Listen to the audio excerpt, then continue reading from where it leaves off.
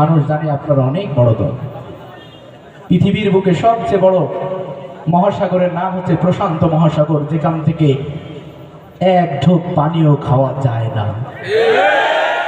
পৃথিবীর এই সমুদ্রের তলদেশে সবচেয়ে বড় প্রাণীর নাম হচ্ছে তিমি।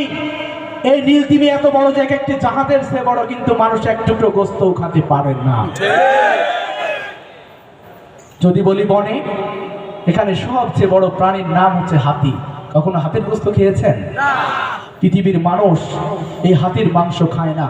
সুতরাং যারা নিজেদেরকে অনেক বড় মনে করছেন, যারা নীল তিমির সমান, যারা প্রশান্ত মহাসাগরের লবণাক্ত পানি, যারা নিজেদেরকে মনে করে যে নীল তিমি হয়ে, হাতি হয়ে পৃথিবীর বুকে তারা নিজেদেরকে বড় হিসেবে প্রকাশ করতে চায়, বিনয়ের পরিবর্তে মানুষকে নির্যাতন করতে চায়, আমরা বলতে চাই ঠিক যেমনি ভাবে ক্যাম্পাসগুলোতে ছাত্ররা রায় দিয়েছে, আগামী দিনে বাংলাদেশের মানুষ আবার নতুন ভাবে এই নব্য ফ্যাসিবাদের বিরুদ্ধে রায় দেবে ইনশাআল্লাহ।